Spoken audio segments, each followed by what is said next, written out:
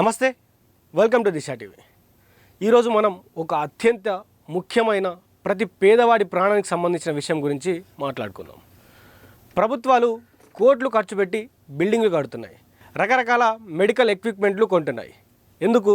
రూపాయి ఖర్చు లేకుండా పేదవాడికి కార్పొరేట్ స్థాయి వైద్యం అందాలని.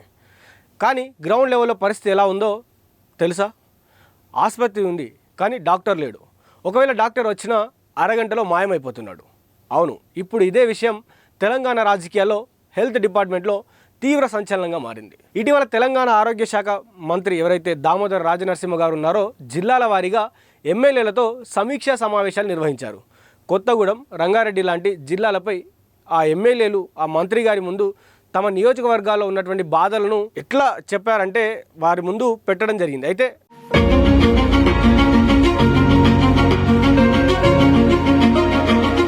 ఎమ్మెల్యేలంతా ఒకే మాటపై తీవ్ర అసంతృప్తి వ్యక్తం చేస్తున్నారు.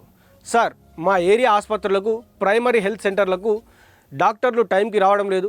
కొందరు వారానికి ఒకసారి వచ్చి మొహం చూపిస్తున్నారు, మరికొందరు ఉదయం వచ్చి మధ్యాహ్నం కల్లా ఇంటికి వెళ్ళిపోతున్నారు. ఎవరికి బాధ్యత లేకుండా పోయిందంటూ నేరుగా మంత్రి గారికే ఫిర్యాదులు చేశారు. డాక్టర్లు తమ ఇష్టానుసారంగా డ్యూటీలకు రావడం వల్ల అసలైన నష్టం ఎవరికి జరుగుతుంది?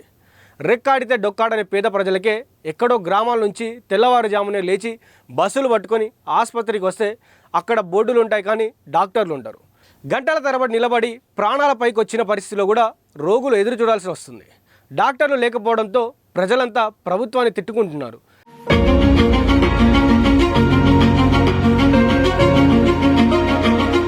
దీనికి తోడు ఆసుపత్రుల్లో సిరంజీలు, కనీస మందులు కూడా దొరకడం లేదనే ఘోరమైన నిజాన్ని ఎమ్మెల్యేలు మంత్రి దృష్టికి తీసుకెళ్లారు.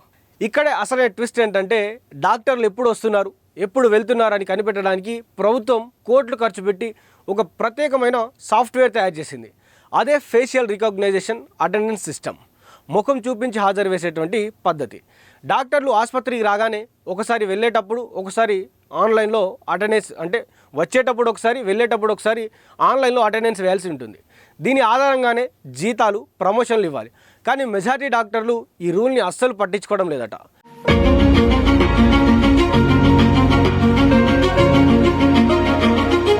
ఉదయం లేటుగా రావడం, కేవలం ఒక పూట మాత్రమే అటెండెన్స్ వేసి మిగతా టైంలో ప్రైవేట్ ప్రాక్టీస్ కోసమో లేదా సొంత పనుల కోసమో వెళ్ళిపోతున్నారని హెల్త్ డిపార్ట్మెంట్కి చెందిన ఒక సీనియర్ అధికారులే మాట్లాడుకున్నటువంటి పరిస్థితులు, వాళ్ళే ఒప్పుకుంటున్నటువంటి పరిస్థితులు అయితే కనిపిస్తూ ఉన్నాయి. మరి ఇంత జరుగుతున్నా ఎవరు యాక్షన్ తీసుకోవడం లేదా అనే డౌట్ మీకు రావచ్చు.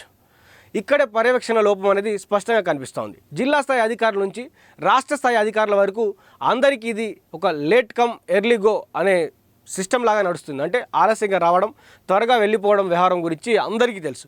కానీ ఇంతవరకు ఏ ఒక్కరిపైన కఠినమైనటువంటి చర్యలు తీసుకోవట్లేదు. అధికారుల ఉదాసీనత వల్లే డాక్టర్లు తమ ఇష్టారాజ్యంగా వ్యవహరిస్తున్నారనే ఆరోపణలు నిజమవుతున్నాయి. ఈ ఫిర్యాదులన్నింటినీ విన్న ఆరోగ్య శాఖ మంత్రి దామోదర రాజనరసింహ గారు తీవ్రంగా స్పందించారు.